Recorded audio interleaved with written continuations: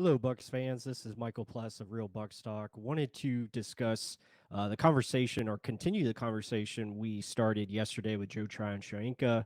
As you see there, only 8 sacks in his first 2 seasons combined. And we ask, will he break past that 4 sack marker this year in year three? And I feel he's got a good opportunity to do so. I think he's going to be a guy that understands the game better mentally, which is going to allow him to play faster. And I think that is, you see it on tape at times, he's thinking a little bit too much out there. So I think with just better understanding of how to rush offensive tackles, better understanding where to be in his drops as far as zone coverage, and just, understanding where his teammates are doing on every single play. So just overall, a better awareness so he can play faster and really break out with his athletic ability because he's got plenty of it. And we see it on tape last year in his first year where he's got ability to get to the quarterback. It's just about finding ways to finish those sacks and turn them into game changing plays. So I think he's got a great opportunity to do that this year. And we appreciate all the comments you guys left us on there, which was awesome. But just looking at his stats, and you see there eight sacks total in his career.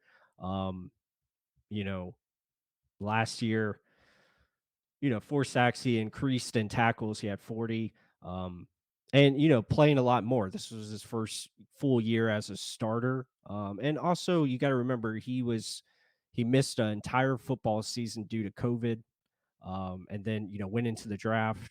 So there's a lot of things he's working on to enhance and get better, and still only 24 years old, so he's still going to get stronger, which is great to see. And obviously, you guys talked about his ability to set the edge.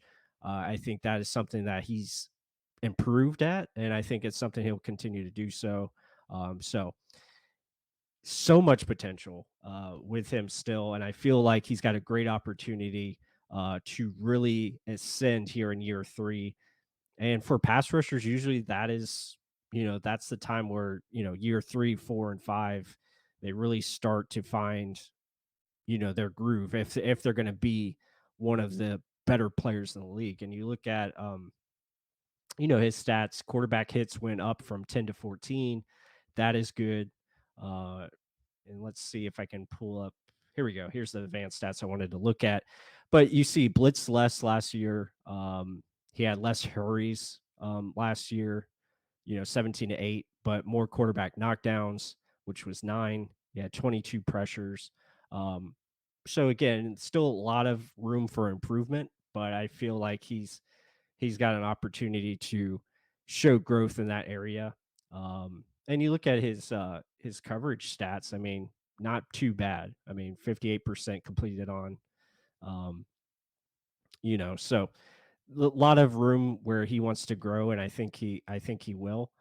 So I think you'll see that going forward, and he's going to talk about it. He's going to talk about the missed opportunities, and also just the understanding of he needs to focus on the little things of the game and gain that mental edge.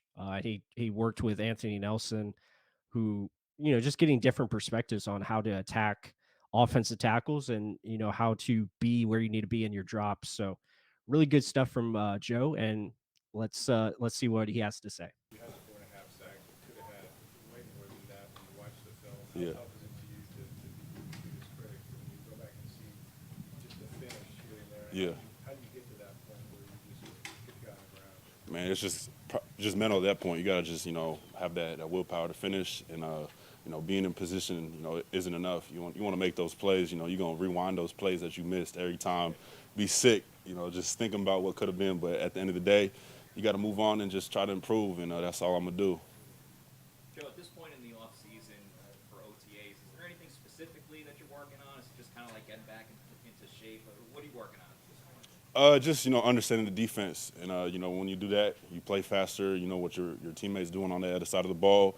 Me and Nelson has been doing a real good job this offseason, just talking and just picking each other's brain because different players have different perspectives, and you can learn from a lot of different people. So just it's been a good mental part for me this year. So there you have it from Joe Tryon-Shoyinka, and yeah, I agree. With him, he obviously knows he's missing opportunities out there. He wants to finish it.